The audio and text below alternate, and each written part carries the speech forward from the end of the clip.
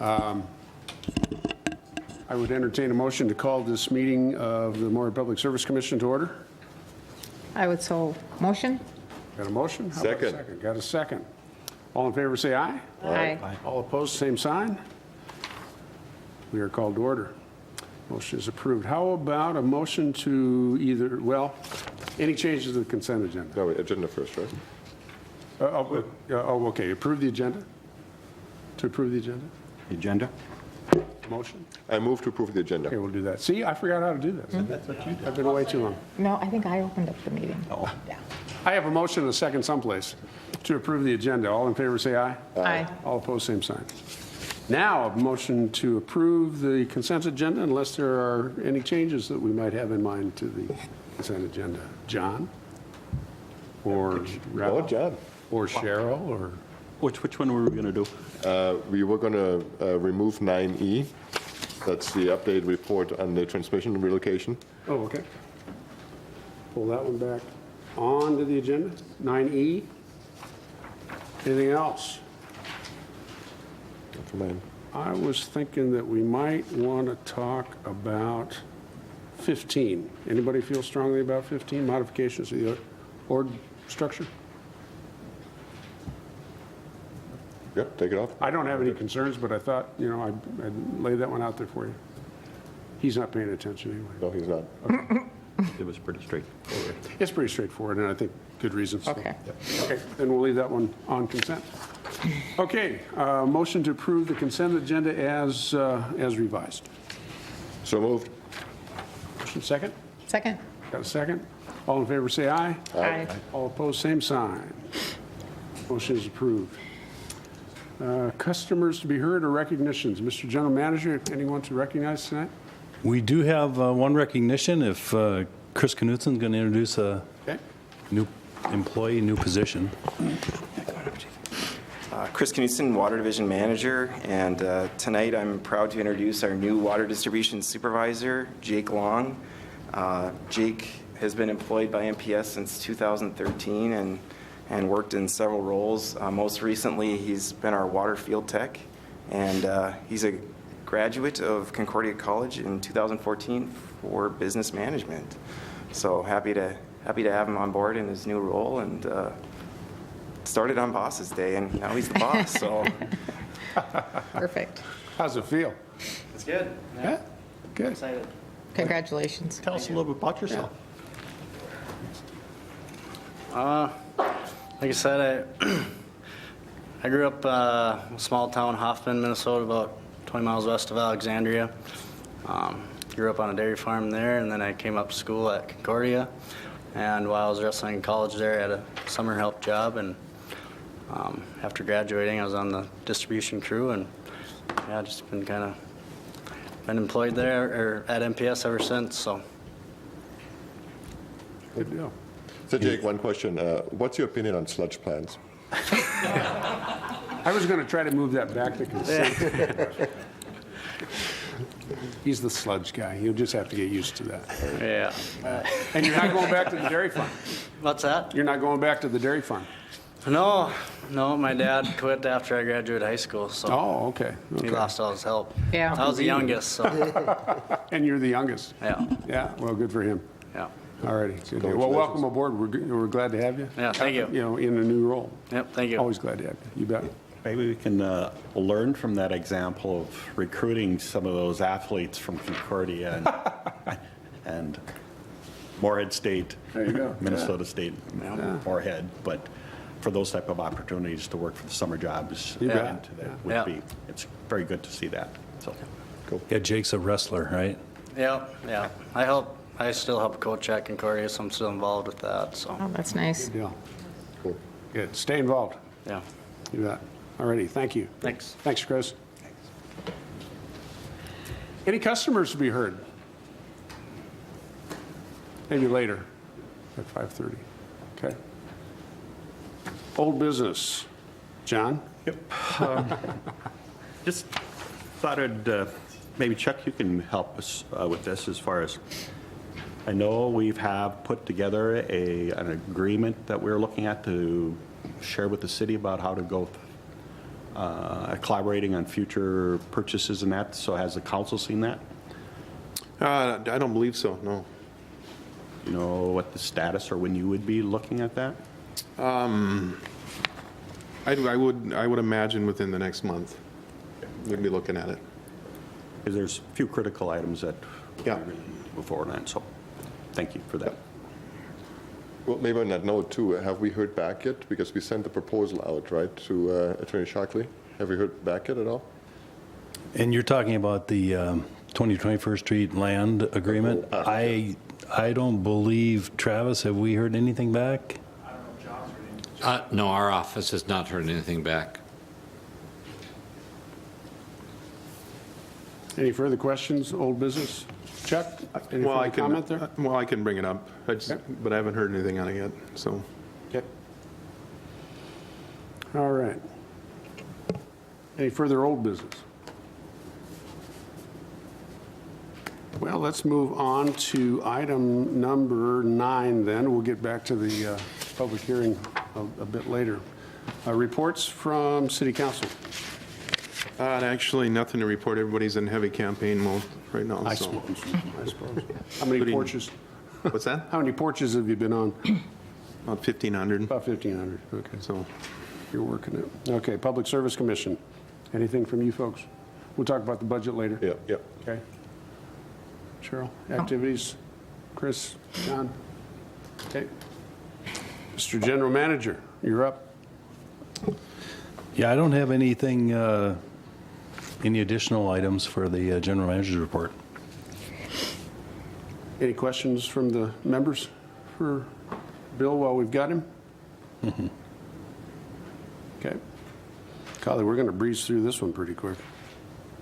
Item number, let's see. No, accept report on proposed budget. Let's go right to that. Who's up? Ralph? Nancy? John? Yeah, usually we have Nancy do a little bit of an update, and then the Okay, we'll budget start out with committee Nancy then. Okay. also met, so, and we would encourage, a lot of questions or whatever. Nancy Lund, Admin and Finance Manager. And so we've met with the Budget Committee a couple times and put together a budget that we think will be very acceptable and an easy process for us to get through this year. First of all, I'll cover electric just a little bit and what's going on with the electric budget. First of all, and probably the end result, is that we are not looking for an electric rate increase in 2019. So we've got a lot of pieces that have come together nicely. We've finally hit an area in our purchase power and transmission costs where they aren't escalating on us annually. So we expect no increase in our purchase power costs. Actually, we're going to see a little bit of a decrease between purchase power and transmission. MRES is reducing their rates slightly next year. Transmission is going up slightly next year. So overall, not much of an increase there.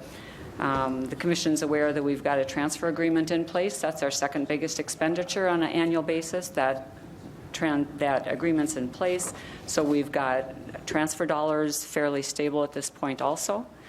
And so we do expect to have some net cash flow in 2019 that will help us meet our reserve requirements.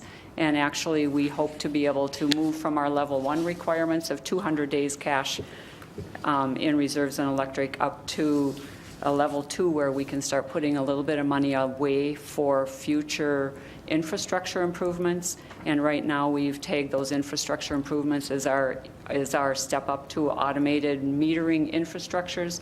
So we're looking at expenditures in excess of $4 to $5 million coming in the next 2 to 5 years. And so we will take our level 2 reserves and pay cash for those infrastructure improvements instead of going to the bond market and bonding for those. So we hope that we'll be able to keep those reserves at that level and draw them down over the next several years. So Nancy, just a quick point from my end. So this is something we talked about in the Budget Committee, and we wanted to make sure that everybody understands and don't get too excited about the reserves going up. We have, like Nancy said, we have a big expense coming to the tune of $5+ million in about 3-4 years, we think, where we need to replace all the meters in town, about 25,000 of them, to the tune of about $250 a meter. And we have to put a reading infrastructure in Because what's going to happen in that time frame, our suppliers will actually get us, charge us a higher rate depending on the day of use, or the time of day that you use your electricity. And the only way we can actually make sure that our customers change their behavior to maybe use stuff in the lower period is to know when they actually use the electricity. Otherwise, all of our rates are going to go up.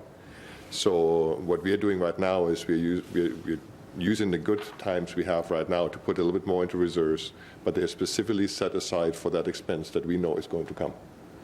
So when you see on Nancy's numbers here, when we go from 200 days or from 189 days to 240 days next year, the year after, that difference is really the amount that we are putting aside to use specifically for that big project.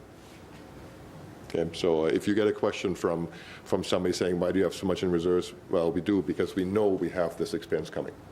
There's no way around it. It will come. It'll be somewhere between $5 and $8 million, hopefully a little bit less, but at that point, we can use the money and not actually increase the rates at that point. Yeah. That's a critical point here, is that some utilities have been caught where they had to have this large capital expenditure, and they didn't prepare for it, and they had to have significant rate increases. And that's what we want to stay away from here forward. So it's a planning process to not experiencing those large rate experiences in the future. Gentlemen, how will we communicate with the customer about the behavioral changes that you're talking about? That's a good question, and I think maybe Travis, you can speak to that as well. But our main supplier, MRES, is actually has a working group coming together, actually talking about this. Because the whole idea is everybody will have to change their behavior unless they're willing to pay more money, right? So if you want to run your dishwasher and your dryer and charge your electric car at a high rate time, then you're going to pay more money. But part of this process of going to those rates is to actually educate the customers. And I happened to talk to the city manager a couple of weeks ago, and she lived in California, and they're totally used to this kind of rates. Not only on electric, on water as well. They know that if they use water at a certain time or electric at a certain time, it's higher or lower. And you just, part of the process is to educate your citizens and your ratepayers to, that's what's going to happen to you. Again, some may say, that's fine, I'll pay more money, but many will say, I'll run my dishwasher at night or charge my car at night when it's cheaper. The first step of that whole process will be next year. We're looking at having a technology plan put together that would include the automated meter reading infrastructure and things. So we will hopefully then have a roadmap for the process that may include some of those pieces on customer education and how we roll that information out for them too. So actually it will help us develop that plan over the next 5 years. Cool. Cheryl, anything? Sounds good. Chris? How is this, if any, is there going to be an adjustment to, I mean, if we move towards a more high-tech solution to this meter reading, are we going to have to increase the number of people or change the job of those individuals who are already working in IT? I think it'll challenge us to try to redefine some roles and things. So I think, we'll move from probably meter readers to meter technicians and things like that. So we'll watch that process develop, but I would likely see that we'll see some different roles evolving as we step more into that technology. But that's a good question. Part of the process right now is we don't even know yet as a group which technology we should be using. And I think once we know what technology, physically from the meter perspective and from the software perspective, I think that will drive then the question, what do we need on an IT side? Do we need more processing power? Is it done in the cloud? Do we need more people, either technicians to replace broken meters or somebody in the office to read the stuff and figure out what should be done? What does it do to billing on your side, right? Right, yeah. I'm sure that billing process will be much more data intensive than it is now. We'll have systems, and I think MRES, Missouri River Energy Services, recently endorsed a firm to help with meter data management because it will become a huge piece of what we do.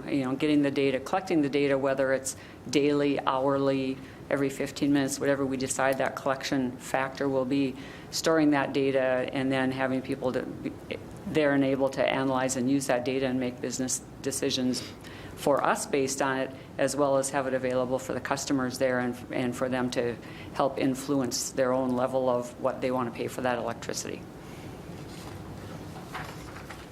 So all in all, it's savings for customers if they work the plan. If they work the plan, they may have a lower rate. I mean, literally, if you, lower periods are usually at night. If you do your stuff at night, you'll pay less. If you do it during the day and during the high times during the day, you pay more. It's pure time of use kind of method. But for us, again, in order for us to do this, we need to have that metering infrastructure in place. Otherwise, we wouldn't know what to pay, and our rates would go, berserk, up or down, depending on, when the customers are using.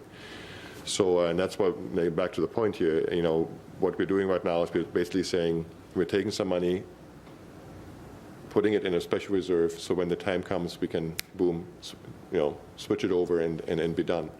And it's going to take us a while to even switch over. To replace 25,000 meters, you don't do that overnight. It's going to take months, maybe years for us to do, depending how much money we want to spend.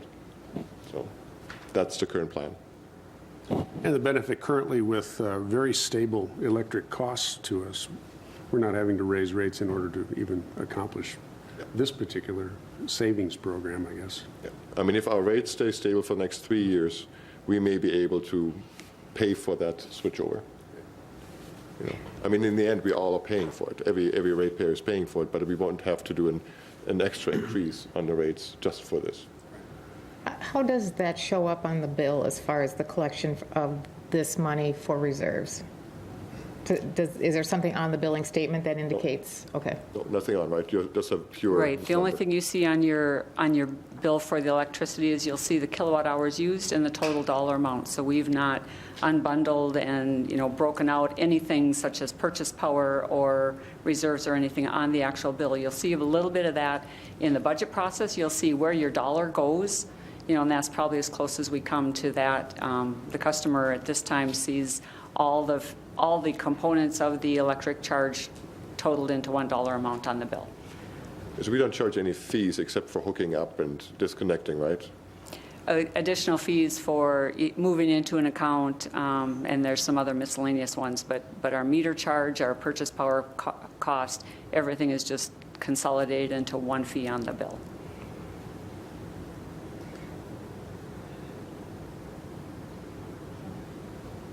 Oh, Chuck? Thank you, Mr. Chairman. If you were to ballpark a time frame for this installation, would it, years, months, and I know Ralph mentioned days, years, months. What kind of ballpark figure are we talking about? We are looking at studying it next year, so putting the plan together, and then implementation would most likely be during the years maybe 2021 to 2025. So a 4-year time period is our initial look. Subject to change, though, as we work with a consultant to see what's really more feasible, but that's our ballpark right now. And how invasive is it? Do they have to? Is it an invasive process where they have to go into homes, or? And I know that might be a little. It might be a little early for that question. Yeah, but. Water meters are inside the home, so Yeah. if we need to access that water meter and change it out, that would be an invasive process. Electric meters, for the most part, are outside. There might be 10 to 15% that are actually still inside, so we would need to access those also. Okay. Thanks. And maybe a clarification too, why are we talking water meters when we talk about electric rates? Maybe you want to talk about the fact that we have to replace some, right? Right. If you're going to want to offer that same technology on the water side, so to be able to conserve water, know when and where you're using water too, so we would have that same capability and read that water meter the same way and have that same data available for the customers also. And so we would need to upgrade some or most of those water meters also. John? And just to expand a little bit on Chuck's question, there has been discussion as far as if you were to do it in one big push, how would that be done and how much would that cost? So that's the kind of the offset benefits of one, getting it done quickly and fast, but there's expense associated with that versus doing it more of a process here for it. So there's Right. a lot of moving parts at this point. Yeah, that's what we'll be investigating next year, as to how to make that process work best for MPS and its customers. So Travis, one question. When did MRES say they were going to hit us with the rates? Was it 2023 currently? Yes.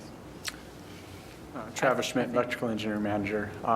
The latest we've got, yes, is 2023, and they've kind of been shifting that out a little bit as well, too. So, but yeah, the current status of that was noted at the annual meeting at MRES, and that was 2023. So Chuck, maybe that's a little bit of an answer to your question as well. So there's actually a timeline, that's driven by our provider. If that moves, it moves. But right now we're looking at 2023, and if it takes us 2 or 3 years to actually put it in place, we need to start year after next. Right. Yeah, it's going to be a long process. Do we have similar indications from our other provider? Supplier? Well, our other provider is Western Area Power Administration, and their power supply to us is really the base amount, and then MRAS is everything on top of that, the supplemental, if you will, the marginal. And, so I mean, it's worked into the rates, but it doesn't really have a time of use effect because it's a base power supply. And they won't be going, well, there's somewhat of a seasonal, yeah, they really have a seasonal rate right now, excuse me. So it is somewhat time of use, but they're not looking at doing anything on an hour-by-hour basis like Missouri River's looking at. Good discussion. Anything else on this one? Thank you. Sounds good. Nancy? Okay, so electric side, again, no rate increase for a second year in a row, after 10 years of pretty good-sized rate increases, and even a year where we had 2 rate increases in 1 year. So we project 2019 to be stable. A couple more years of stable purchase power costs will mean stable electric rates for us too, is what we hope to see in the next few years down the road. On the water side, we are planning a 5.3% water rate increase, and we'll present that to the public in the water rate hearing at 5:30. But that division is on track, and we're where we need to be for 2019 as far as our water cost of service study that we had performed last year. So we're holding with a 5.3% increase, which is just a little over $1 for the average residential customer. I think it's about $1.13 or $1.17 per average residential customer. Going forward in year 2020 and forward, we may need to bump that 5.3% up again. So it might go up to $1.25, $1.30 or something per year increases to support the water division. On the water side, what drives those increases on water is the infrastructure improvements.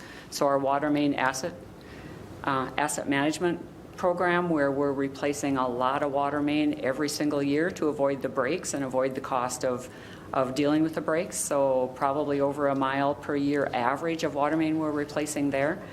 We've also got some mandates from the state of Minnesota that are requiring us to treat our water byproducts differently, sludge. So we need to build a plant to handle that. So that's on the horizon in 2019 for that process to kick off. But it's all those big, huge infrastructure upgrades on the water that really drive the rate increases, along with limited growth or flat sales on the water side too. As appliances get more water efficient, our sales go down. So our residential customer over the years has had a decreasing average usage. So it does present a challenge to us there. Nancy, have we had any heads-up meetings with our commercial customers on the water side prior to our hearing tonight? Are some preparatory sorts of... We do. We meet with all the large industrial customers. In fact, we had our meeting out there, was that earlier this month? So we met out there, and we're in tune to that. We have our energy services manager that sets up those meetings, and we make sure we relay information back and forth with those customers constantly. Maybe also a reminder, this is the 3rd year with that increase, or the 4th? This is, I believe, the 2nd year of the 5.3% rate increases. Yeah, because we had announced that a couple of years ago that we're going to increase the rates for a couple of years to replace the bad water pipe. Mm-hmm. And so this is actually a number that's a little bit smaller than we originally had planned at 5.3. Again, and the main reason is to take out the old pipe. Say, how much, Chris, how much old pipe do we have left? 15 miles or something? 25 miles? Yeah. So, if we replace a mile a year, it's going to take us 25 years to replace. So hopefully we'll speed it up a little bit and get the old stuff out of the ground and reduce the water main breaks and some other issues we have coming up here. Nancy mentioned one other large customer is City of Dilworth. Just because we do communicate with them as well. Yeah. So we have via email, and sometimes we'll set up a meeting with the City of Dilworth. So all those large customers we do touch base with. Anything else? I think we could just a little bit more expand on that potential $7 million capital expenditure. When we had our discussion with the Budget Committee, we had the staff go through, I think, a pretty thorough analysis of options here as far as what can be done. And based on that information here, we're still looking at the recommendation from staff to use the sludge plant as our best option here. And as Nancy said, that's being dictated to us. And it's an unfortunate expenditure, but it has to be done. At this point, the $7 million is the best option. Is that item G on our agenda as well? So we just talk about it, or Yes. why don't we just roll on into that if that's all right? All right. Anything else budget-wise? No, so Okay. the Budget Committee will meet, we'll schedule another meeting with them, but so far through the process, we haven't had any major changes that are going to change our direction on rate increases, so it does appear to be fairly stable at this point. So we'll just be doing some fine-tuning from this point forward. What's your preference? Shall we accept the report as we have it at this point, or shall we hear about the sludge plan first? Accept it now. Accept it now? Yeah. Entertain a motion to do that. Make that motion. Got a motion? Got a second? Second. Got a motion and a second. All in favor, say aye. Aye. Aye. All opposed, same sign. Thank you very much. Motion is approved. Let's talk about the long-term handling of sludge residues. He Chris, gets so excited.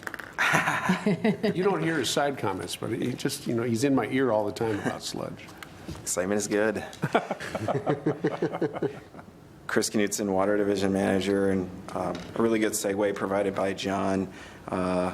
We've looked at this issue for quite some time and just kind of taken a step back because it's been a long-term issue. Just a little history with respect to this item.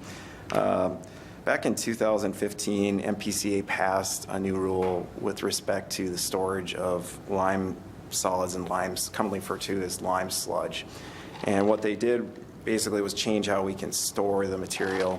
The material is produced as part of our water softening process, so we have to make the material. We have to store it somewhere. As a result of that regulation change, we started analyzing the potential issue, and we started something called a Sludge Residuals Management Plan. We worked on that plan 2016, 2017, completed that plan, and then started a sludge land study. We did a presentation earlier this year on that sludge land study, looking at the feasibility of possibly land applying the sludge. We ultimately determined that wasn't going to be a feasible option. As a result of that study conclusion, we developed a drinking water revolving fund loan application. So commissioners might remember we use that funding mechanism as a funding source for the high service pumping station. And the drinking water revolving fund is a great funding alternative because it's a low interest loan and it's administered through the state. We submitted that application back in the spring of 2018, and recently we're notified that it's likely our application isn't in the fundable range. So we were not eligible for a low interest loan for the purpose of building a sludge plant. So with that information, we presented kind of the whole history to the Budget Committee, and that's where John said, why don't we take a look at the options, do a little bit further analysis at some of the things that are ongoing with respect to this item. So in item 9G, we present 4 options A through D, and it's a 30-year life cycle cost, which is a pretty long time, but we're going to be dealing with this sludge issue for quite some time. The real kind of short story with respect to the options are Over a 30-year period, the construction of a sludge plant is still the most feasible option. The 30-year cost is roughly $24 million. I identified some of those costs in the report. One of the other things we did look at was a partnership with Fargo. So I took a shot at analyzing a couple other scenarios. One of the options being basically a joint construction of a Fargo plant.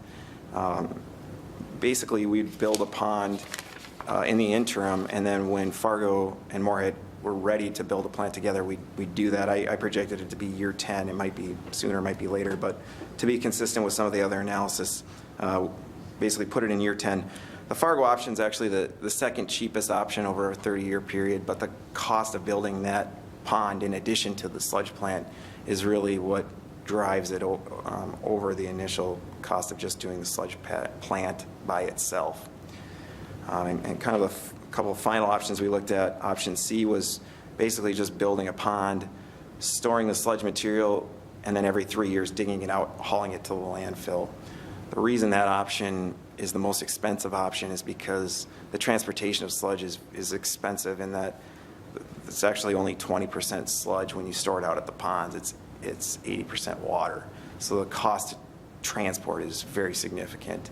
The reason you save money on the sludge plant over time is because you're compressing those solids to about 50% solids if you're lucky, and you're just transporting those 50% solids. And then finally, option D came in at the highest option, about $32 million. That was a mixed alternative, basically, where we said, well, we'll build a pond in 10 years, kind of see where things go, and then build a plant in year 10 of the analysis. That is the most expensive option. So we looked at those kind of 4 options and our recommendation going forward, and we'll have to work through the budget process and work with the budget committee to refine these things. But our recommendation going forward would be construction of a sludge plant in 2019. And we're still looking at some funding options. Nancy's investigated possibly doing a loan that uses the state's bond rating, but it's possible we might use that loan, or it's possible we might use our own bonding capacity to do the project. But that would happen in 2019. So we're still looking a little bit into the financing piece, but right now our recommendation moving forward is to go forward with the construction and design of a sludge plant in 2019. Maybe one more point. It's a modular plan, so if we had a partnership with Fargo, we could add on to the plant, right? That's a good point. Yeah, that was tricky to analyze after the fact, but you make a fantastic point in that we could build just the component necessary for MPS, and then if Fargo decides that they would like to collaborate, then we just expand the plant and do some type of cost share arrangement on that additional capacity, if you will.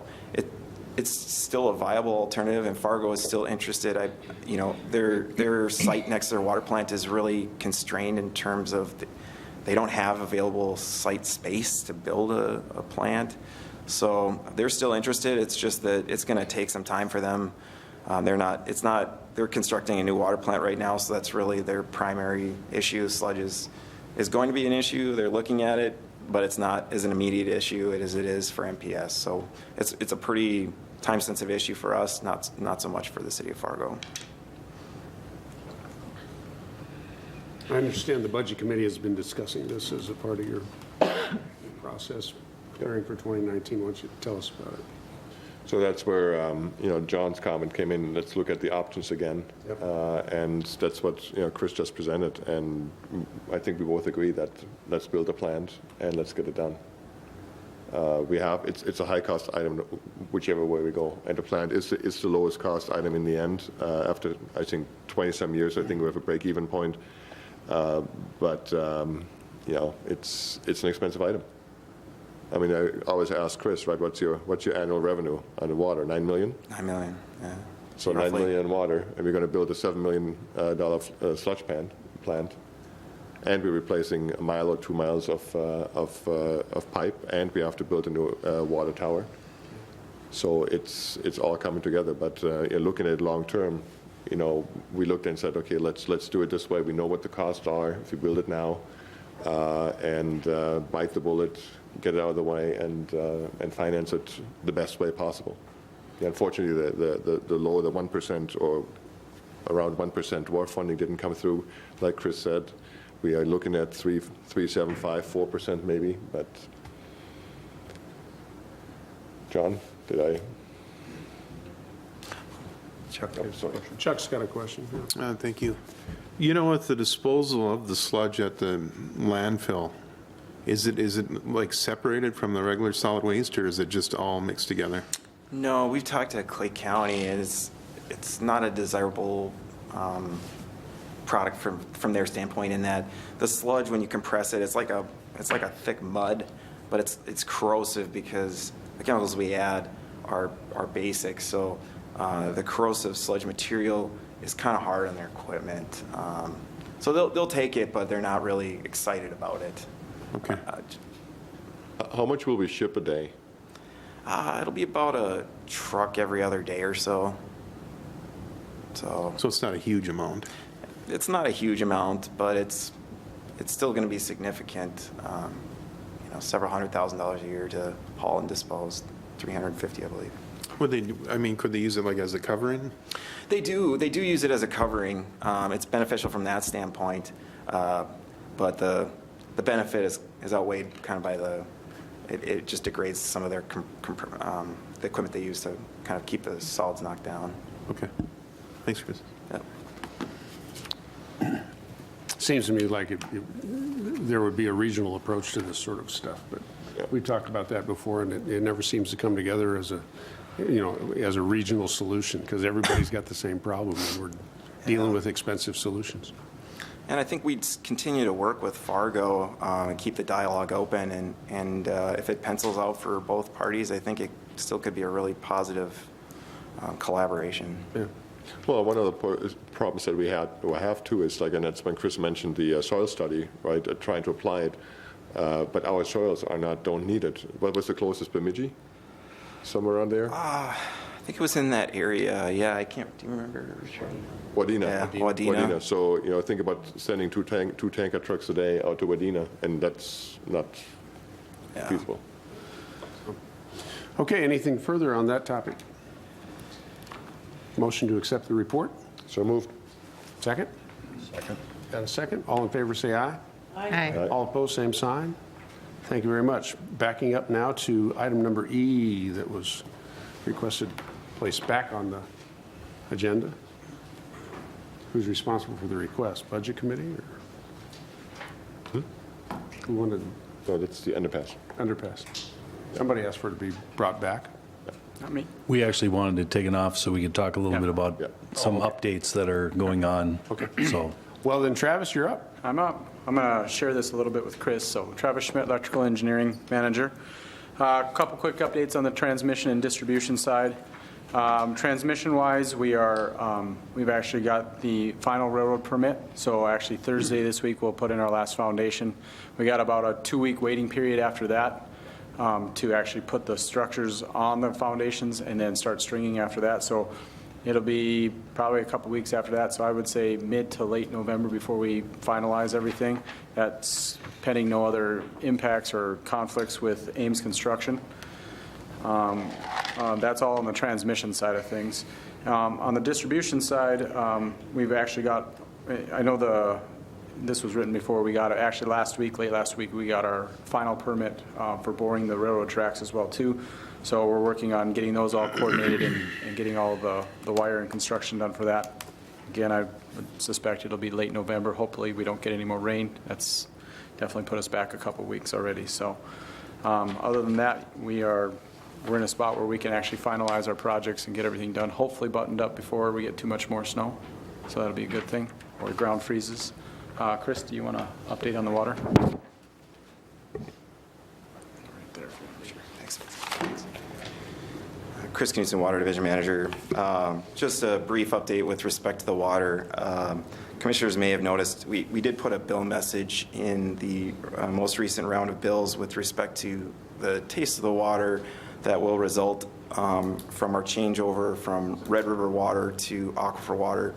And that change over to aquifer water is necessary because As part of the 2021st Street project, the river line is being relocated. So Ames had planned to start actually this Monday, but because of all the rain, that's actually been moved to October 22nd, where that relocation will start. We actually had some maintenance activities scheduled for the 15th, 16th, so we've actually shut off the river and cut over to all aquifer water right now. So within the next few days, customers may notice a slight change in the taste of the water. It's a normal taste change. It's a normal thing, not of any concern. It's just a kind of an aesthetic thing in terms of quality. Are we alerting customers as to this change? Yeah, so we did the bill message, and we'll be doing a press release Okay. either tomorrow or Thursday. That's when people start to notice it. It takes a few days to get through the system, so. Questions, anyone besides Cheryl's? John? Travis, I think you talked about this last meeting here, that there was some additional costs that were incurred here, and you were still working through with that with the city. Has that been resolved, or is that still pending? Not at this time. It's still pending. I think we're still seeing impacts from that, so we're still totalizing the number just because we actually just fixed a couple things this week, actually today as well, with a couple of splices that were still needing to be repaired. So we're still totalizing that cost of impacts we've had with Ames Construction. So, but it's going to be a little bit until we're actually completely done, and I'm sure we're going to see things as this goes on for the next year or so. Things will still come up. So it could be a long-term issue we're going to deal with. I apologize, gentlemen. I was out for a couple of weeks. What kinds of additional costs? Just briefly. Just impacts. We've, relocating existing wires that we'd already just installed last year. We just finalized a majority of that work, and there was a couple of locations where we were hit by Ames Construction. Oh. And so we're repairing the wires that we had to deal with that as well too. So we're still working through those processes. So okay. It's a lot longer process, and of course the rain has definitely delayed us. Okay. Any other questions for Travis while we've got him up there? We talked about this at the Budget Committee meeting, but I don't know if you want to have Travis or Joe talk about the excitement today. We had a pole that had some troubles with the contractor. Sure, yeah. So through the whole process, we located our new transmission line in a spot that was in the vicinity of where they were going to be installing walls for the grade separation project itself. And what happened today was they got really close to our pole, within a couple feet of the bottom of the base of the pole, and it started tipping over. The operator from Ames was smart enough to try to brace the pole up until we could get there to hold it. Luckily, there was no lines on it. There's nothing there. Nobody got hurt. But it was definitely about an hour and a half's worth of excitement until we got it laid down. We actually removed the pole, set it aside. We're going to work with our engineering firm and our contractor. We'll get that pole back installed, and hopefully we'll be ready to complete construction in a couple weeks. So. And that was not a small pole, right? About a 85-foot steel pole. So luckily we have the Almost equipment as to tall take as you. care of it. So Joe and his crew took care of it today. Yeah, and Joe's crews did a nice job. The contractor actually was very impressed. Of course, they probably should be, because, they kept that pole from falling. So, good job, Joe. Wow. Yeah. Okay. Anything further? Bill? Travis? Good. Project seems to be moving along. Slow Slowly. but sure, I think, yeah. slowly. Well, The rain is going to slow it down a little bit.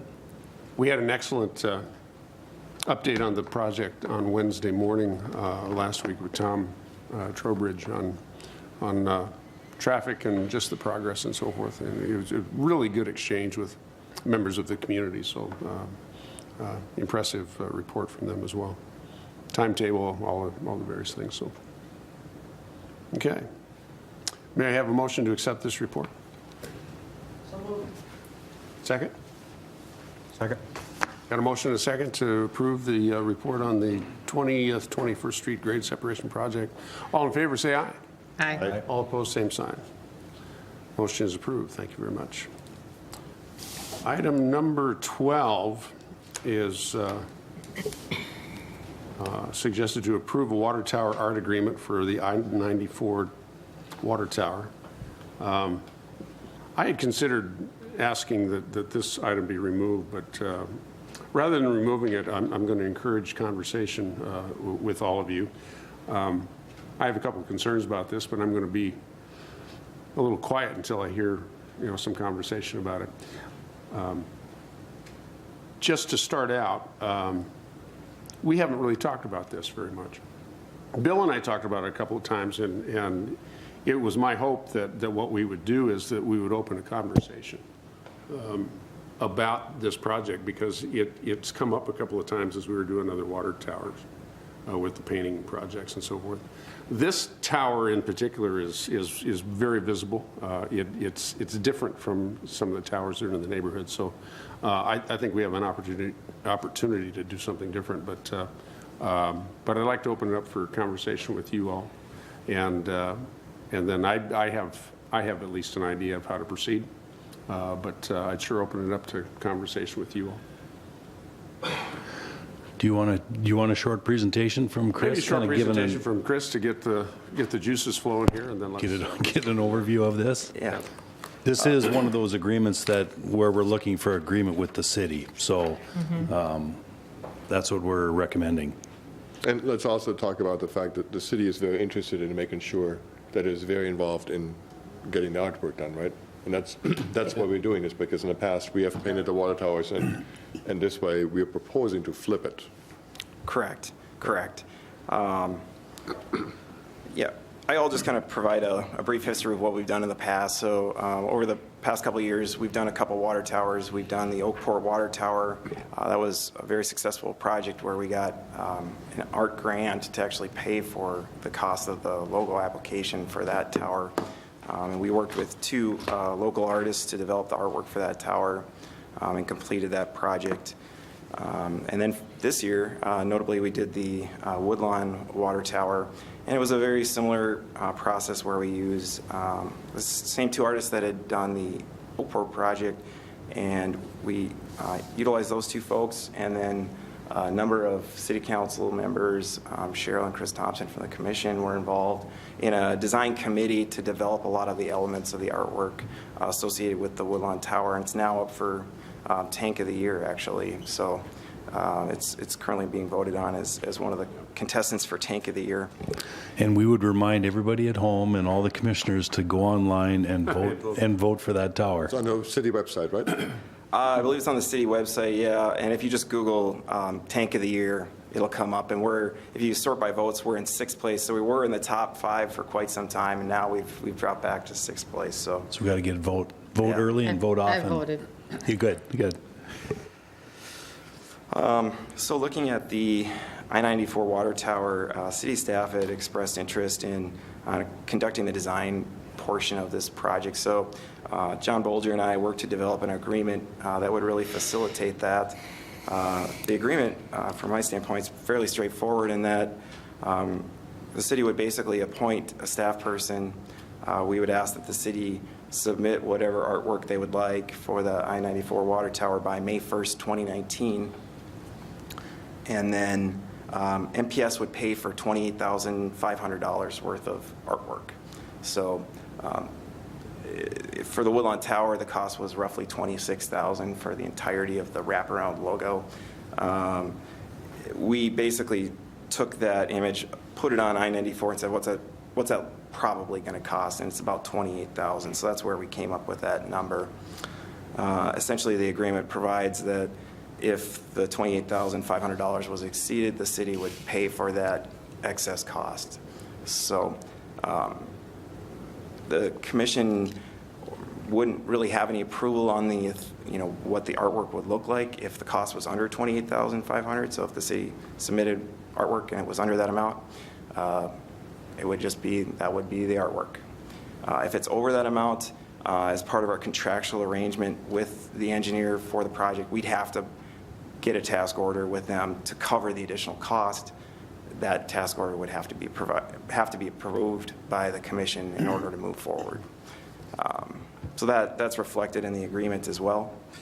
Yeah. I don't know, John, if you would like provide any input on. Chris accurately described the agreement. The city would be the ones who would decide on the art, and they would have until May 1 to do it. We've got $28,500 as an amount that we had the contractor put in the bid. It could cost less than that. It could cost more than that. If it does cost more, it would be the city's responsibility. And one point I forgot to mention is that the tower is going to get painted in 2020, so we're actually looking out pretty far here. But we have to look out that far because we actually have to get construction of our new south side tower done before this tower can be taken offline to be repainted. So we actually approved the contract for the painting of the tower back, I believe, in July of this year. So the contract's approved. We've already approved moving forward with painting the tower. This agreement was developed just to facilitate the artwork component of the tower project.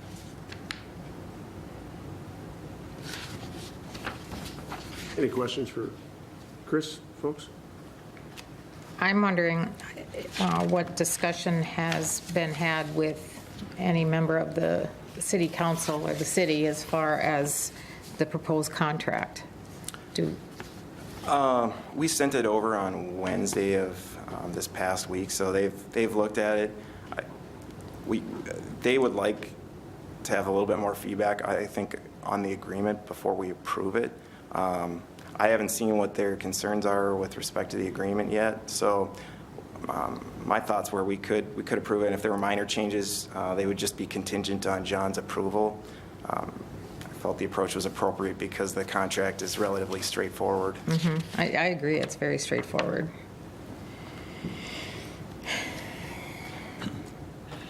John? Well, I definitely think there has to be a written agreement with an understanding of what our financial commitment would be, because on the last project, I think we had commissioners worked on a design committee and it worked very well here. But at the end, there was an expenditure exceeded our budget, and there's difference of opinions of what was agreed to. So instead of having something like that similar again, I think it's important to have this document in place so we all understand what our responsibilities and what we're agreeing to. So however the finalized version comes out, I certainly encourage that we have a written agreement in place. Chris or Ralph? Oh, Chuck? Thank you, Mr. Chairman. So essentially what this contract is saying is the city's going to take the lead on the design, Correct. and it's going to be, we're going to appoint a staff person? Correct. Okay. And the staff person would basically just, like, I need some help in the field. I mean, it sounds mundane, but we have to pick the exact color. We have to place the logo from an orientation standpoint. There's a lot of in-field decisions, so it's not just basically take my logo, put it up there. There's a lot that It's more goes into complex it. It's more complex yeah. than just, here it is. And then when you said you sent it over to the city, did you, I would like our city attorney to take a look at this too. Is that where it was sent, or? It was sent to city staff, Okay. city manager, and so I believe they sent it to their city attorney. Again, from our standpoint, any changes they come up with would have to be approved by our attorney as well. But yeah, the city attorney would probably be interested to take a look at it. Sure, okay. Thanks. And then Chuck, again, the reason for doing it was the city is very interested because of the high visibility to the design. We said it's fine with us. It's the entryway into Moorhead, Yep, up 94, absolutely. so, yeah. It makes a difference. I mean, the city would like to take the lead, and I'm glad it's written here in the contract, so. Yeah, and, we said, hey, but there's some, we need to have a design by a certain date, and there's a certain amount of money we provide, and everything else, city can do. So that was the intent, at least, of the agreement. Okay. Chris? So let's say there's no logo, artwork, whatever, by the date that's lined up. Do we just paint the tower white then? No, we made a provision for that in the agreement, and what we said was we'd apply something similar to the Woodlawn design. So basically what went up on Woodlawn would go on I-94 if the date isn't met. I do remember reading that, sorry. That's okay. Do we anticipate that date's going to be a problem? I don't think so. I mean, one of the reasons I wanted to get this agreement in front of you so they had as much time as possible. I mean, I think we usually started this time for Woodlawn. I think we started this time about for Oakport, and it was fairly involved from, we had many committees involved, so I think it's feasible, but. And the way I'm reading this is there is not going to be a design committee. Nope. As there was in the prior two. Right. So the design committee was kind of a byproduct of MPS. I mean, that's kind of how we felt we could be the most inclusive on the project and get input. Because we recognize that the city council would want some input on these items and other parties as well. So that was really the intent there. For this item, it would be the kind of means and methods of design is completely up to the city. So they could have a committee, they could not. They could have a company do it, and I have no idea what their intent is, but Makes two of us. yeah, but they have a number of options available to them. But again, I think the reason why we're doing that is that we had received correspondence that the city wanted to be the lead on this project. Is that correct? That's correct. That's And why we we were- tabled it that's why we tabled this item 4 weeks ago. Right? Correct. Yeah. And that is something we were very supportive of, is that understanding that it is, as Chuck indicated, a kind of a gateway to the city, Yeah. for sure. It got tabled 4 weeks ago because of some other issues that were drawn to our attention, but here's my take on this. It seems to me that we've missed a couple of steps in the process. One of them would have been to have invited a conversation about just the very conceptual nature of what we're talking about. That this tower is important to us for a number of reasons as a community because it is very visible. I take issue with putting together an agreement that has been drafted and put together from one side and then delivered a few days ahead of an action item on an agenda. I've been very interested in this water tower as well as a focal point for the community. And it seems to me that what we're missing in this conversation tonight is the benefit of having had at least a creative conversation about what's possible.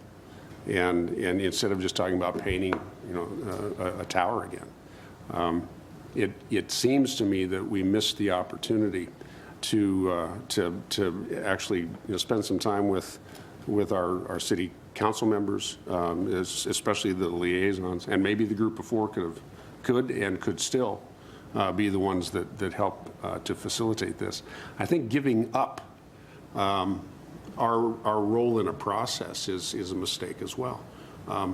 I would like to have had more of a conversation about something collaborative, that has representation from this board as well as from the city council to do something with this that really stands out. Coming home from the cities about a week ago, I couldn't help but notice the treatment of a water tower down in St. Cloud that's flooded in colored light and it just really stands out from the freeway. So as you drive up and down I-94, you really know that you have driven past St. Cloud at whatever hour of the morning it was when we were driving by there.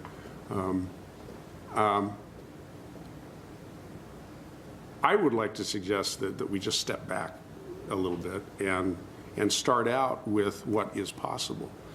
Just painting a water tower is one thing, but maybe spending a little bit of time talking about what would be possible out there to really put some pop to this, to have a little pizzazz. Sending an agreement over to the city and saying it's yours, we've got $28,000 to spend, I think is a mistake. It seems to me that what we ought to be doing is reaching out a hand and saying, let's work on this together.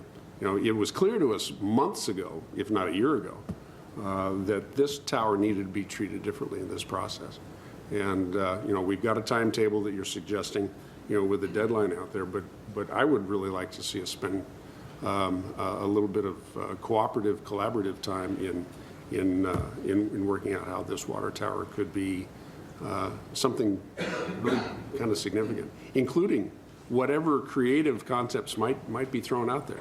You know, maybe it is lighting in addition to what the paint job is, or maybe it's something that we haven't even seen yet because we're just decision makers and we're not the creative types that are in this business. But I'd sure like to see us spend a little bit more time about talking about what's possible before we get into a hard and fast agreement that just says, city run with it.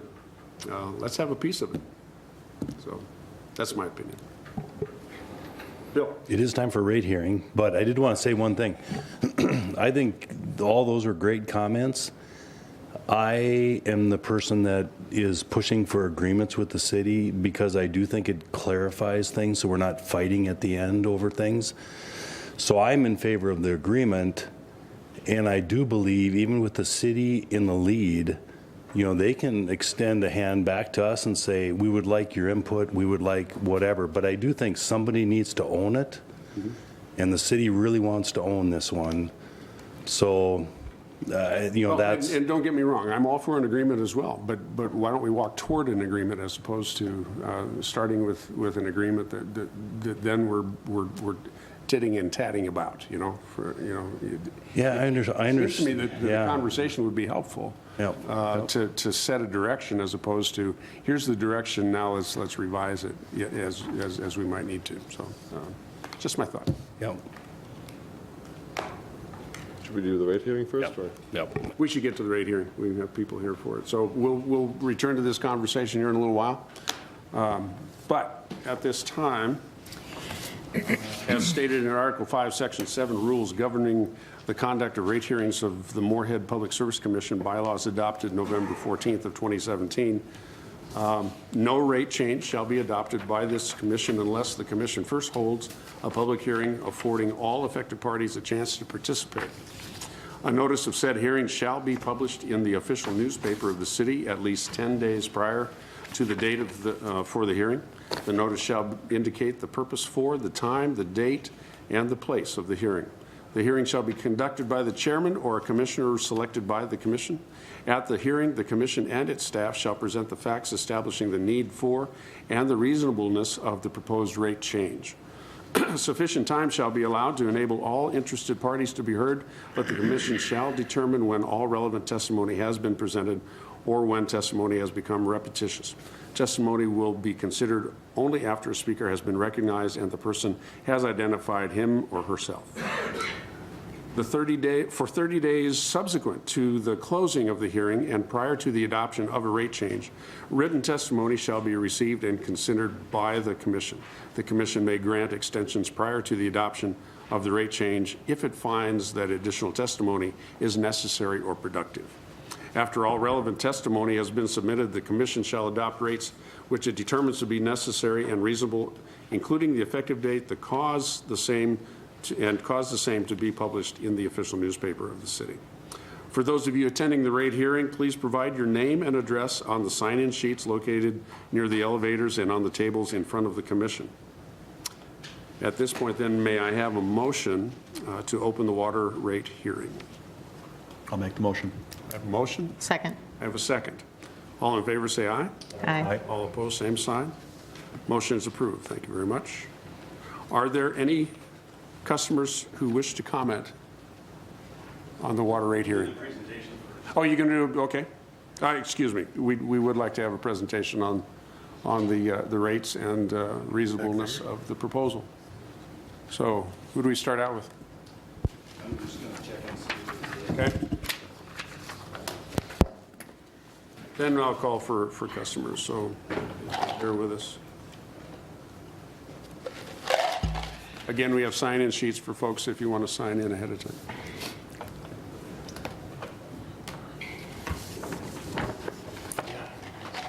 Do you want a glass of water? Can I get another one? Thank you.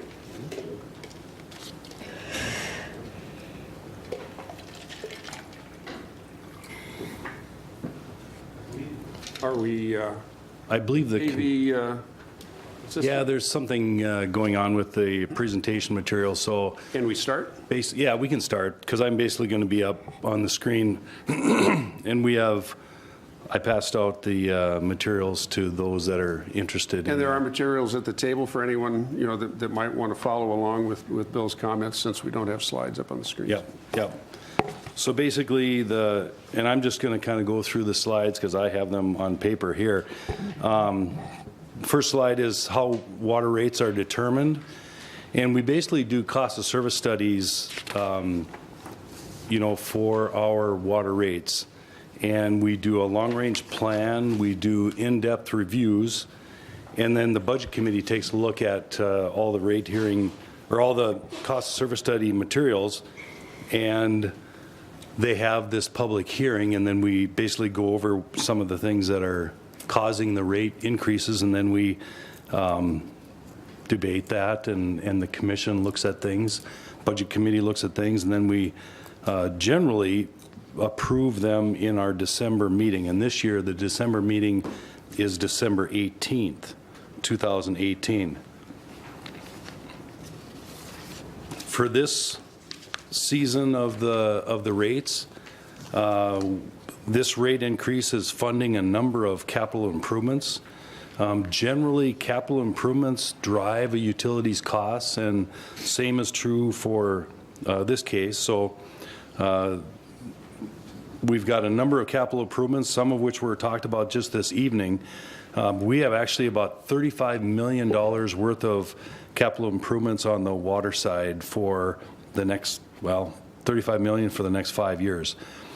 $12.5 million to replace the South Buffalo Well raw water transmission line. So $12.5 million. That's a big project that's coming right up. That provides water from the Buffalo Wells. The $7 million to build a lime sludge dewatering plant was just talked about with the commission a few minutes ago. So $12.5 million for a transmission line, $7 million for a sludge plant, and then $6.6 million for the water main replacement projects that are based on the water main asset management plan that we have. And we do talk about that from time to time, and most likely we'll be talking about that on November 5th. So anyone that's interested in those details can tune in at that time. And then $3.1 million to build a Southside water tower. Again, that was just discussed a few moments ago as well. And then $18.3 million in other plant equipment and facilities upgrades, including the revision of the water tower on I-84, monitoring equipment at the plants, and those types of things.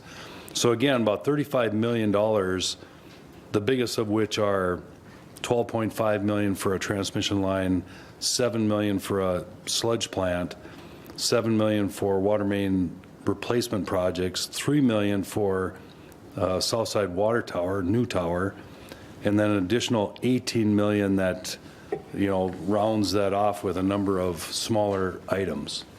So that was a big slide that you couldn't see. So what we're looking at for 2019 is an overall increase of 5.3%. And 5.3% again is the overall, so it is spread out among the various customer classes based on a cost of service study. And residential would be getting between a 3 and 4.3% increase. So a bit less than the 5.3. The industrial class is right about at that at 4.3, excuse me. So they're a bit less than the overall increase. The commercial class sees about a 6% increase, and that's a seasonal increase. They're actually going to see, for the winter months, they're going to see only a 1.5% increase, but for the summer months, where a lot of our costs are driven, they'll they'll see a larger increase in the summer months. And most of the increases are a bit more in the summer months because we have seasonal rates that are mandated by the state of Minnesota, that we have seasonal rates. So, Bill, can you share what that really translates? You know, the percentages are one thing, but what's that translate to in dollars? boy, this guy is like good. He's just leading into the next slide, even though no one can see the slides. And generally, we talk with our industrial customers, our commercial customers, you know, on a one-on-one basis. But for the vast majority of the people out there that are probably listening and care about this, it's a residential increase. And their 5.3% increase would be about $1.27 per month increase.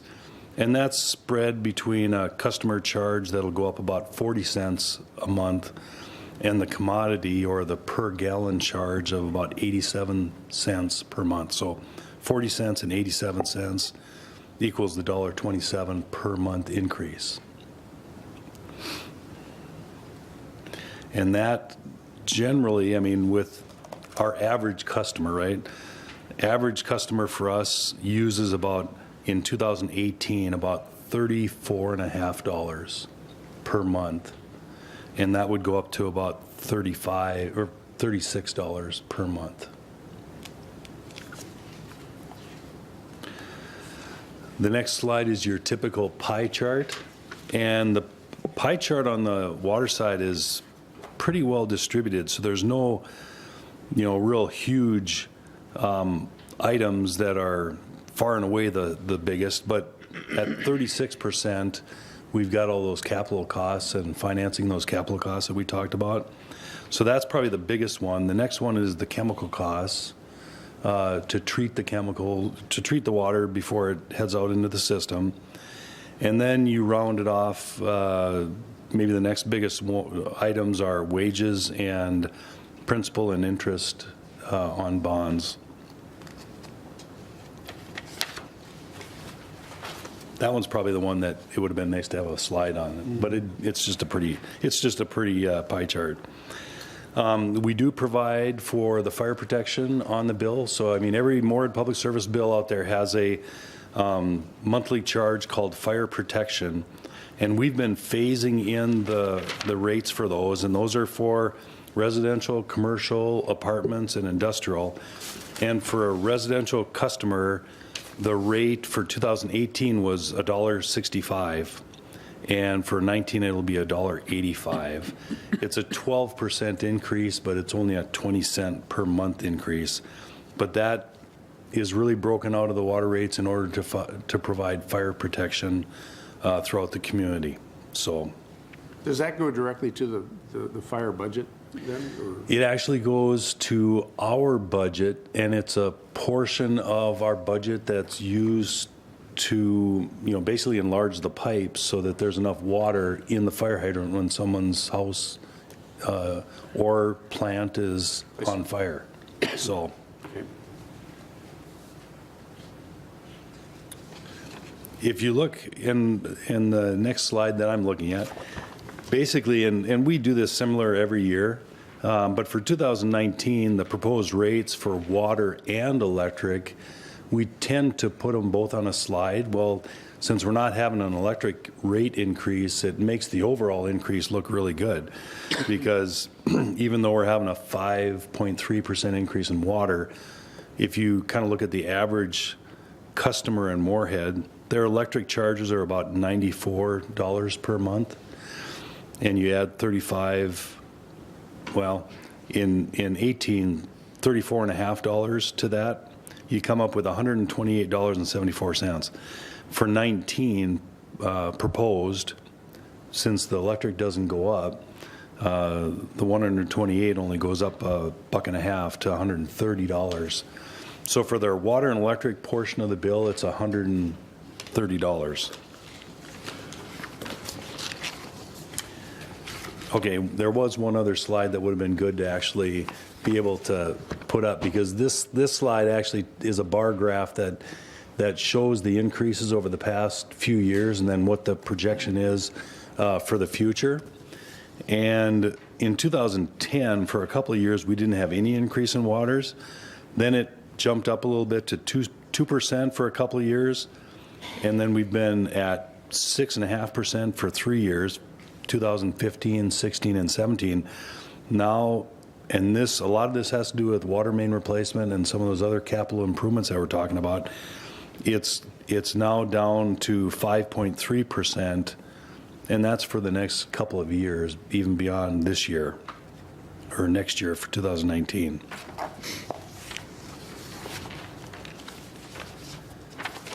And then finally, really the last slide of this presentation is how does Moorhead Public Service water rates compare to other utilities?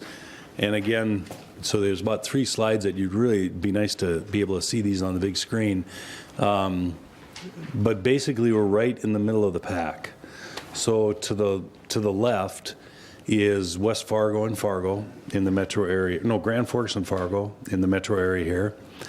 And then on the right-hand side, and Fargo and West Fargo probably have about the same rates because West Fargo buys from Fargo. And then you've got East Grand Forks, Fergus Falls, and Thief River Falls on the right-hand side, and we're kind of tucked right in between them. Fargo actually has sales tax that actually lowers their water rates, so we don't get sales tax in Moorhead to help subsidize our water rates, but Fargo does. So buy in Moorhead. And with that, I'll just entertain any questions, or if there's, Mr. Chairman, if there's customers that want to be heard, we can definitely do that now. Any questions from the members? One question I might have that maybe goes to Ralph. What will be the effect of the water supply project to Fargo's rates? Yeah. And maybe in addition to whatever obligations that we might have. Yeah, that's a really good question. So it's about the water pipeline, the proposed water pipeline. To be honest, the actual effect is not known because we don't know who's going to pay for what. The state pays 90% or 80% or 70%, and the rest of Speaker. Oops. Oops. Let me do it again. That was a very good question. So when it comes to the water pipeline, the proposed water pipeline, what is going to end up on a customer's bill will depend on how much fund sharing there's going to be. So if the state of North Dakota pays 95% of the project, of course the amount will be smaller than if the state only pays 75% of the project. Right. But I believe at even 90 or 95% of the project, there could be a multi-dollar increase per month on a bill. So it's good. There's going to be an impact for that. I mean, the project right now is estimated at $1.3 billion for that 220-mile pipeline and everything attached to it. So it could be a multi-dollar impact. And our water supply project that would extend south, to access the aquifer, that's already rolled into our budget projections that you've been working on. Chris may want to talk to both of those items because they did talk about this at the last Lake Agassiz meeting. Well, golly, I'm just as curious as you are. Ralph's point is timely in that one of the big items of discussion at the last Red River Valley Water Supply Project meeting was, what are the budget implications for the average Fargo customer with respect to the implementation of that project? So, we're talking about, really starting to drill down to some of the budgetary details. And as Ralph mentioned, the state contribution to that project is really going to be a big thing because if the state only contributes 90%, like Ralph said, there will be a pretty significant rate increase in Fargo if they elect to go forward with the project, I would say. So that's one thing that kind of continue to be on the forefront of our minds and watch that project as it develops. With respect to Commissioner Anderson's question regarding the pipeline, actually we have $12.5 million scheduled to replace the piece from our water plant, actually to our Highway 10 wells, but not to extend to the well field. So just because it's such an expensive project, we're looking at kind of phasing the project as kind of almost 2 independent projects. And the reason for that is that to get that, I talked a little bit about drinking water revolving fund money. To get that drinking water revolving fund money, we'll probably need to call that a replacement project, and we don't want to tie it in with a new construction project like the well field would be. So if we call them two different projects, we can probably get that funding for at least half of it. So that's our approach right now. We're still a ways out on that, but it's as Bill mentioned, it's rapidly approaching. The years again on that one, Chris? I believe On it's the new one? 21, I believe. 21 or 20? 21, 22, if I remember correctly.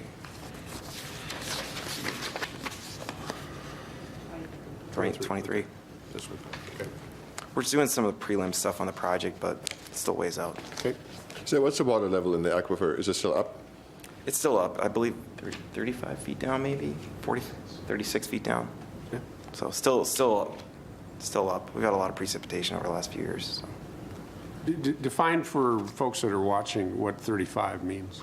35 means 35 feet below the ground surface, so 35 feet below grade. So it's a pretty shallow aquifer in that, many of the areas of the aquifer are actually at the surface. All the gravel pits where you see water, right, that is aquifer water. During the heavy pumping we had in the 1950s, the aquifer was down to 60, 70 feet. So really had pumped that aquifer down over the past 20 years with the implementation of our surface water treatment plant and our kind of use of both sources. We've been able to really replenish that aquifer and designate it as a drought resource that we can use in a drought scenario, so that we have the luxury of maybe not participating in the Red River Valley Water Supply Project, which would have very significant budget implications for Moorhead if we were to participate. So a valuable resource that we're constantly protecting. Good. Okay. John? No? Cheryl? Nope, thanks. Chris? You thought about it. Yeah. Thought about it. We'll draw you out. Ralph? Okay. Are there any customers who wish to comment at this time on the proposed rates? Sir, if you would, you come up to the podium and let us know who you are. And Takes me a while because it's been a long day. It has been. My name is Rick Heinzman, Heintzman. I live up north on the Oakport area, which is Highway 20 that goes across the top of the airport. Mm-hmm. And I have 10 flags on my lawn, so you can't miss it. That's your place. Okay. This is where it is. Catfishing, the best in the world. The river goes behind the property, hasn't been fished for 1 million years. That's what I got. Wow. Catfish this long. Wow. Heads this big. The only thing I have is wastewater. That is called sewer, or no? Is that the term? Yeah. Yeah. Got it. Here's my unofficial. I did put some notes on there.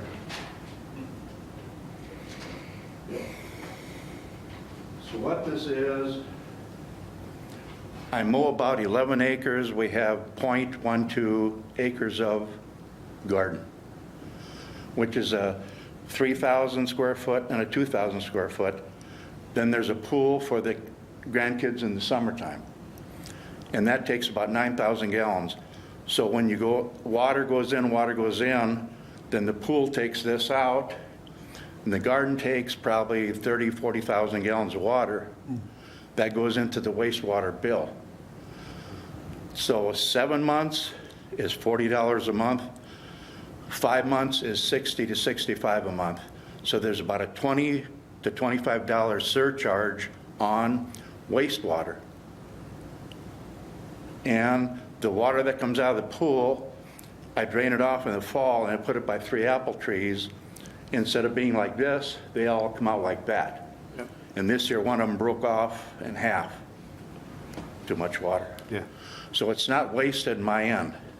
So I would think on a 7-month deal on people that have gardens, or not like a variance, but either sign up and say, hey, 12 months out of the year, I use $40 a month That's kind of my bill. The other 5 months should be adjusted to the same as the first 7. It's not wastewater, but it goes into that pot.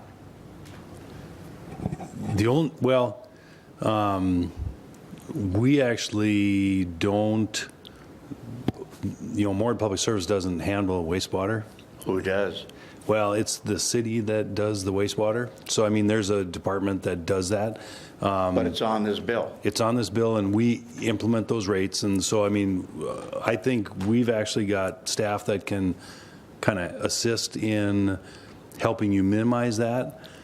What I'm afraid to tell you is that, you may end up not being able to avoid that charge, but I think we can direct you to the person to talk to that might help, design that, or design the rate anyway, or design your usage so that you wouldn't pay that, because I know exactly what you're saying. It's strictly Because it's not seasonal. going down the drain, and it's not going to the No, it's a wastewater seasonal plant. deal. It's 7 months of normal, then 5 months of $25 more. Yep, And yep, it's not going down, Yep. down and out. yep. And some of the costs are to pay for the infrastructure that's available to do it, but we can direct you to someone that can help with that.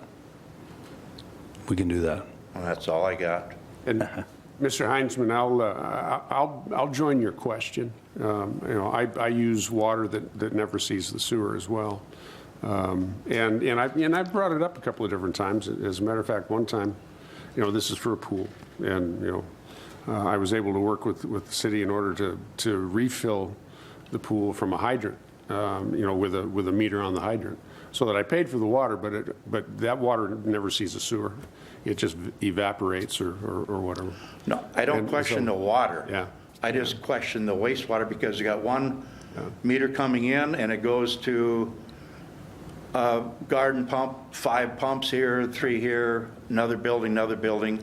I don't question the water usage. My question only is the surcharge goes on the wastewater, and that's just wrong. There is an allowance for, whatever your average is, like you represented, your average. Yep. There's a 50% allowance where they don't charge any extra for the wastewater, for the sewer. And then above that, like when you're dealing with a pool, there is. Pool and garden is like 50,000 gallons a year, which is more than anybody uses in all these lots in Fargo, like every house, Yep. in a whole year. And that's where a separate meter on the hydrant, filling up the pool or dealing with the pool might. That might won't work assist. because they have too many locations. That option would not be, You're just drying off the tap, yeah. yep, 1 meter, I don't question the water usage. And if you look, all you got to do, this is too simple. This is not Democrat or Republican. It's like 7 months is $40 a month. 5 months is like 60 to 65. What is the problem? $25 here, doesn't go in the sewer, it goes in the garden. It's as simple as that. It would be like a seasonal charge. Or is a seasonal waiver.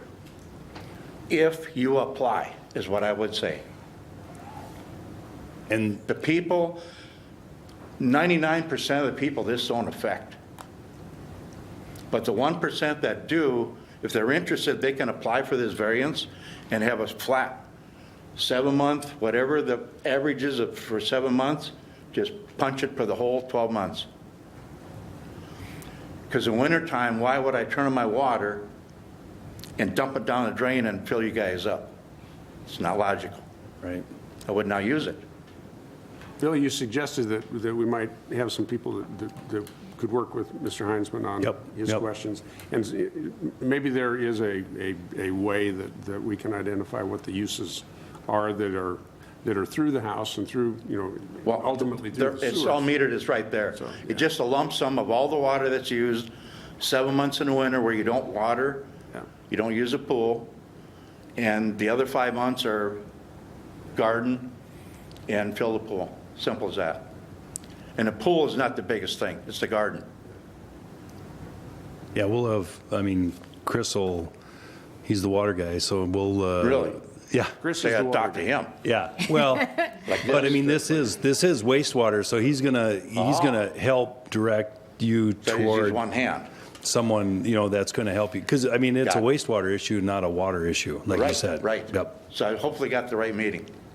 No, but that's okay. We'll help you anyway. I was here last night because I couldn't read the midget print on your stupid little thing. Looked like a 5, but what was a 6? Sorry about that. Okay, So- but yeah, we'll help you. All right, thanks. Thanks for your time. Can we get your, maybe a phone number or contact number for, if you could give that Or to? get signed in, or- sign in yeah. to make sure they have a contact That way number we for know how to you. get Got over it. Okay. I won't take no more time. Thanks. Thank you, Mr. Thank Hanson. you. Appreciate it. Thanks a lot. Is there anyone else to be heard? See any? One last time, anyone else to be heard? Seeing none, may I have a motion to close the water rate hearing? So moved. Second? Got a motion and a second to close the hearing. All in favor, say aye. Aye.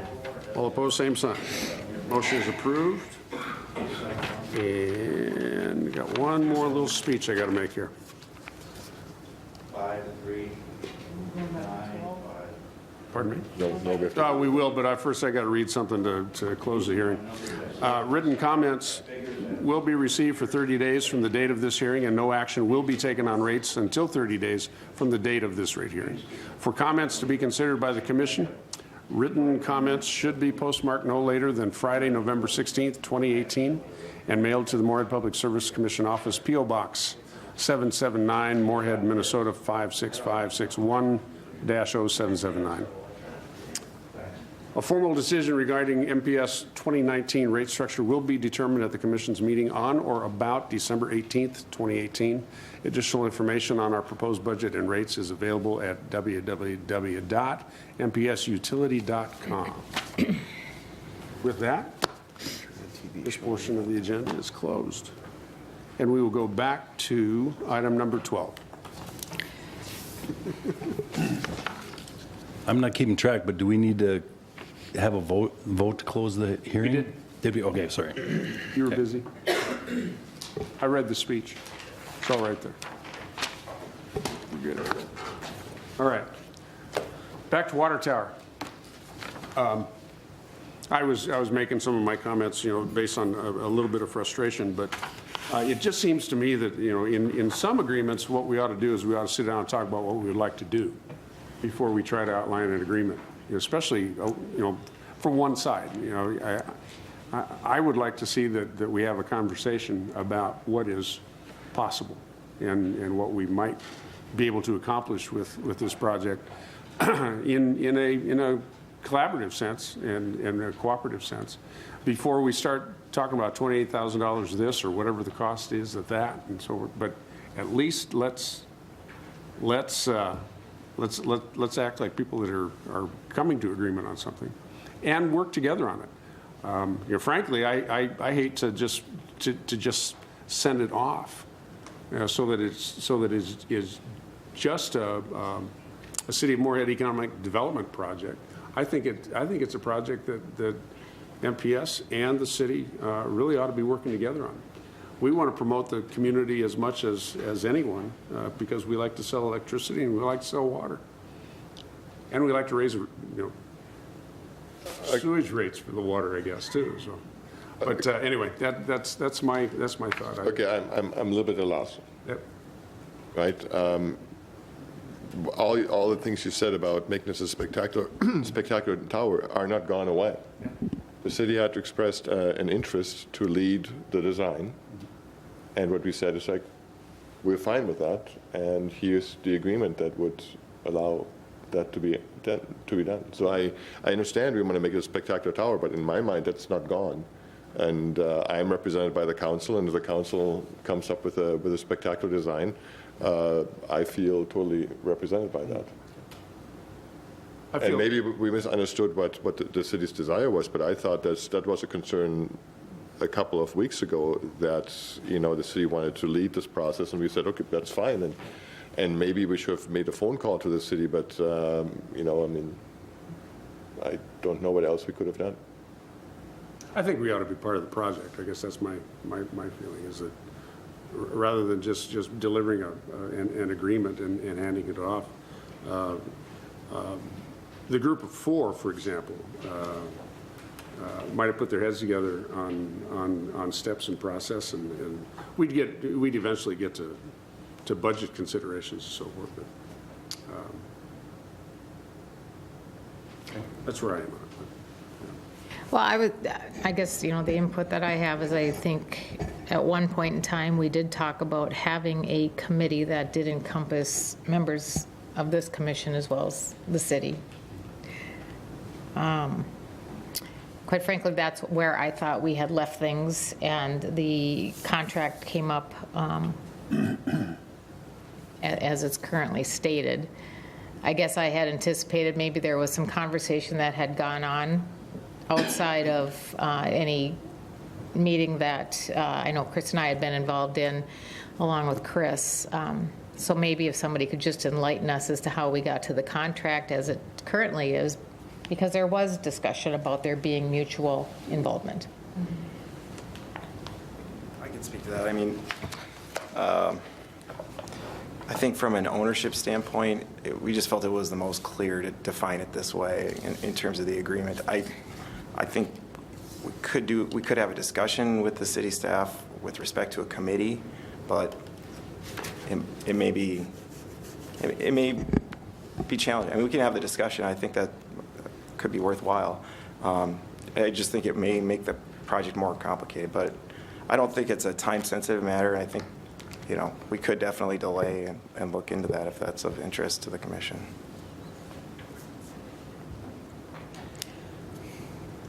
I mean, I guess the question that I have is that were we anticipating that there was going to be conflict? And by conceding all of the decision-making over to the city, that avoided the conflict as far as the artwork on the tower?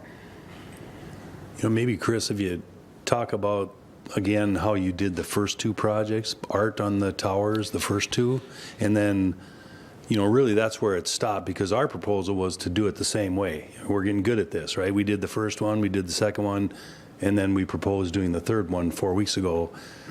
And that's where it got a little sticky. And because this one is more of a marketing piece than it is an art project. And so I think with this contract, we're basically saying, we agree with you. It's a marketing program, not an art project, and we'll back away. If they want us to be involved, they can ask us to be involved, and I'll be on a committee, and Chris will be on a committee, or other people from the community will be on the committee, but somebody has to own the project in our view, and this makes that very clear. The other issue is the cost, and Commissioner Regala talked about the cost. Last time we felt a little taken advantage of at the last moment by splitting the incremental costs of the project, because it came out more expensive than what we thought it was going to come out. So there I talked quite a bit, but that's and I think we understand the history. We've all been here through those conversations on how we did the previous projects. The glitch that we hit a month or so ago, and unfortunately I wasn't able to participate in that first discussion, was that we weren't going to do the process the same. And so we did step away from that, and that's good. It's my point that I just think we ought to be talking about what's possible here before we draw up an agreement. That we ought to have that conversation about what we would like to accomplish. And with all of the points in mind that we have so much budget in mind, fine. But that's an element for conversation.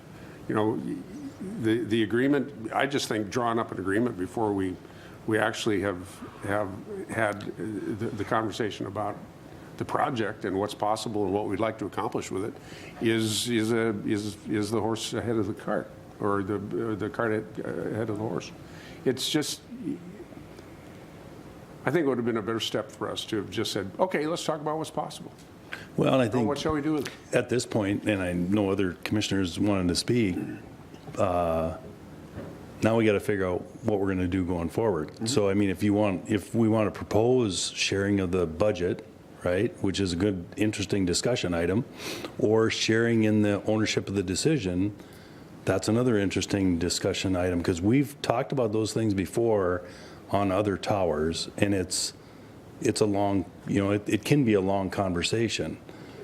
So, and if you, Chris mentioned, I think, that the time frame for us isn't all that critical. We're just using up time that the design could get going if we don't approve the contract today. But we have another meeting on November 5th, if we want to put this on the agenda on November 5th.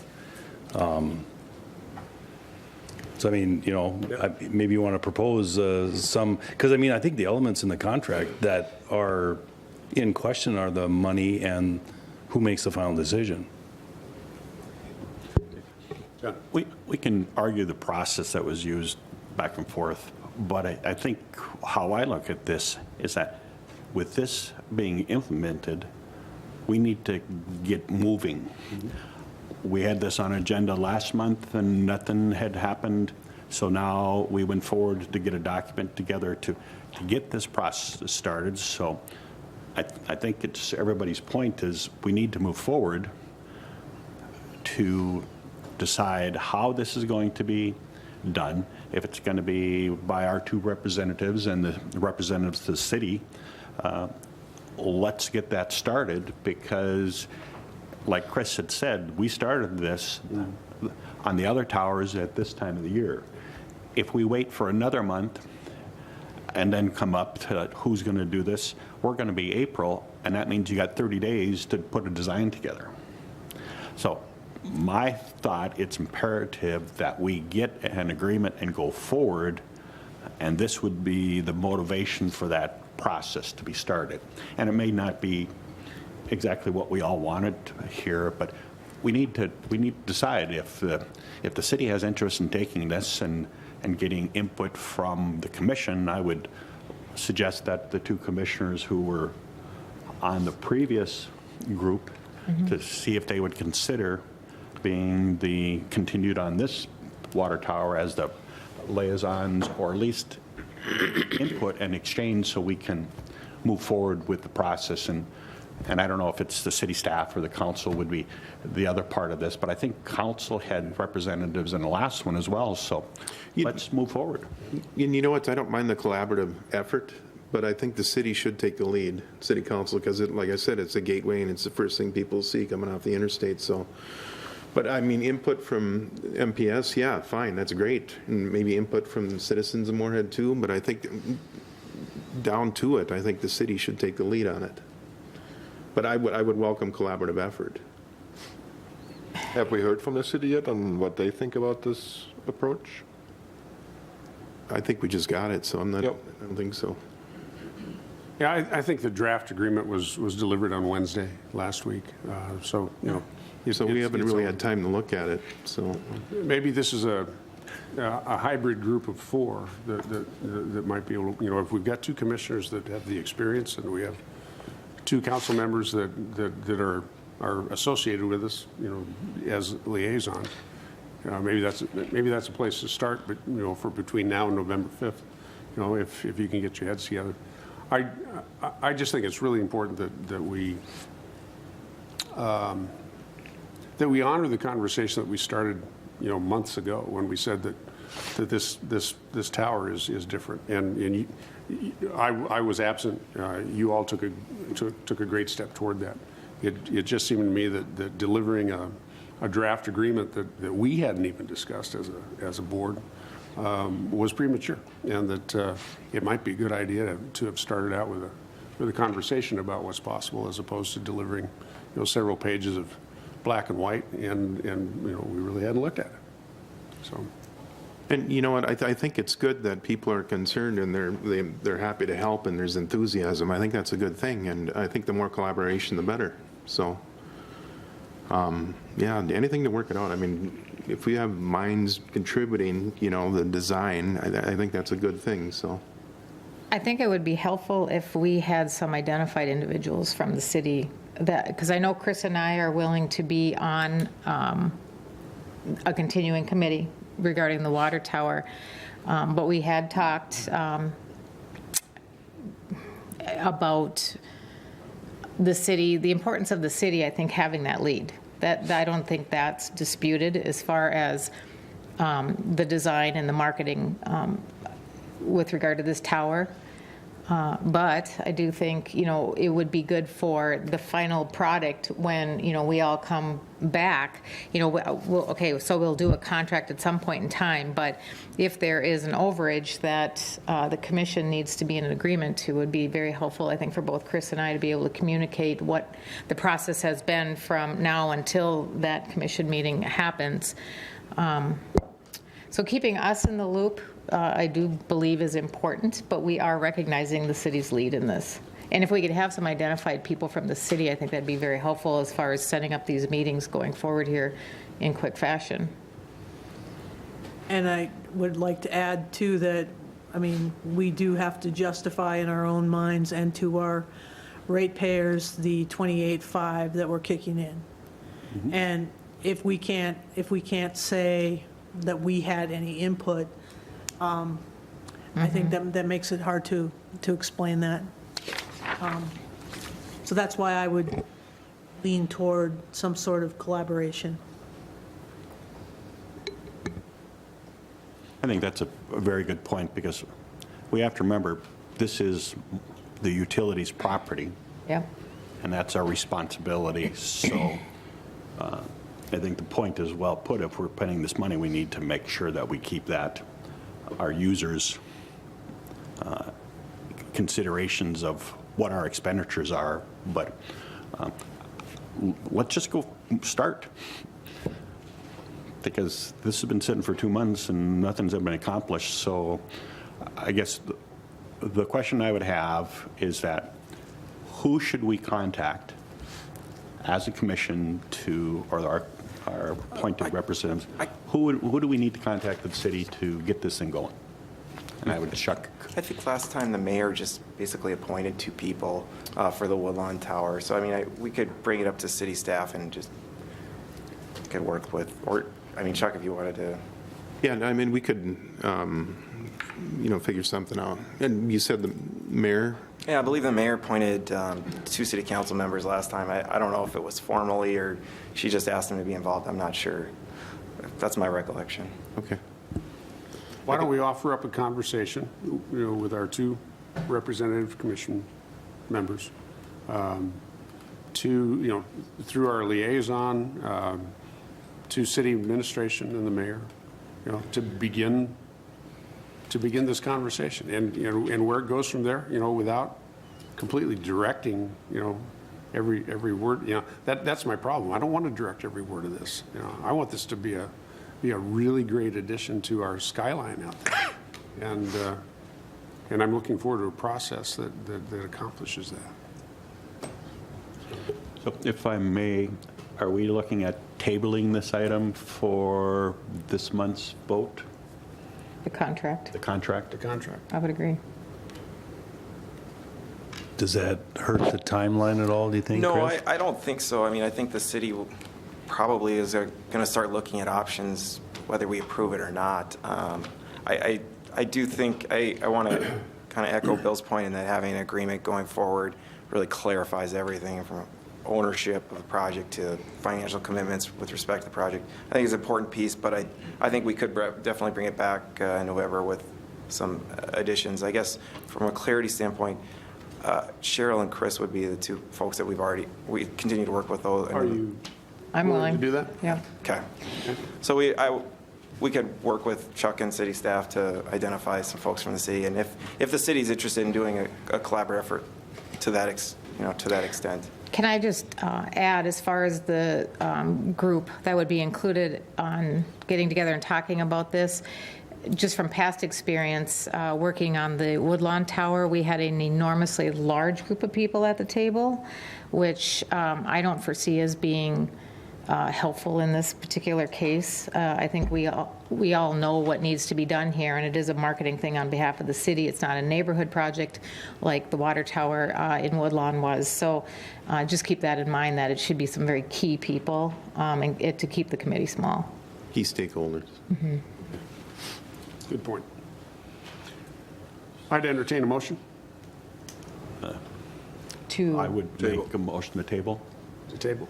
Table Second. this. You want to add any process to your motion, or we just move Well, on? understand, with the understanding that our two representatives from the commission, Cheryl and Chris, would work with the appointed city representatives, and it would be beneficial to receive something back within a month, as far as how we are going to proceed and not the design. My intent would be to bring it back in the first meeting in November. And it still gives us plenty of time. Yeah, I think so. Yeah. I have a motion. Is there a second?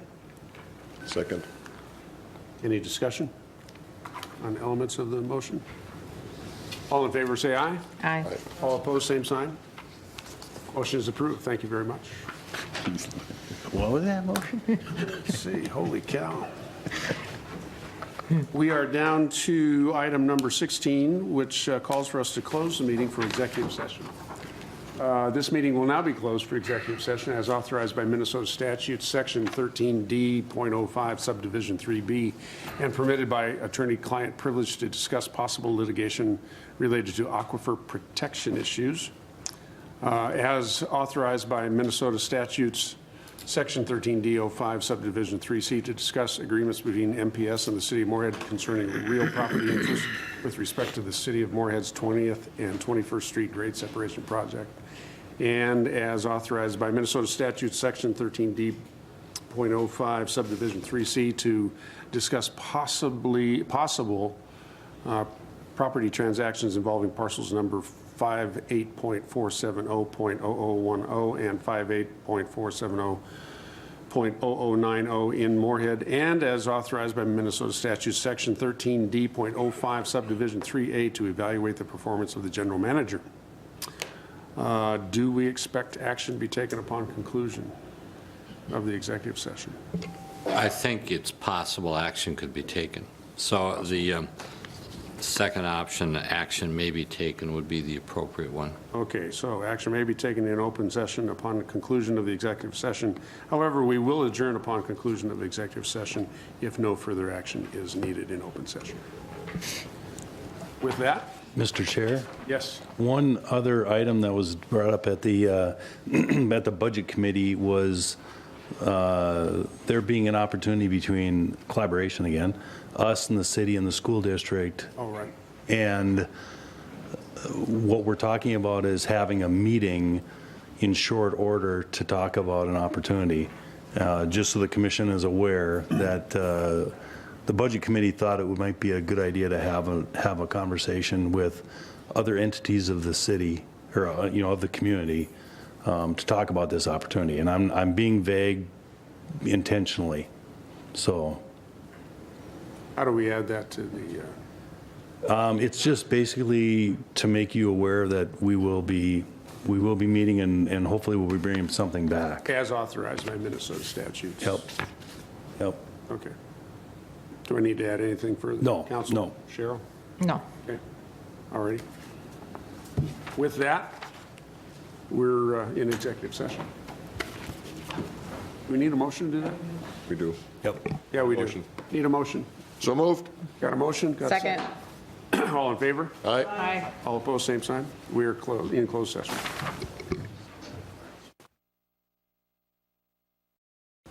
Sorry.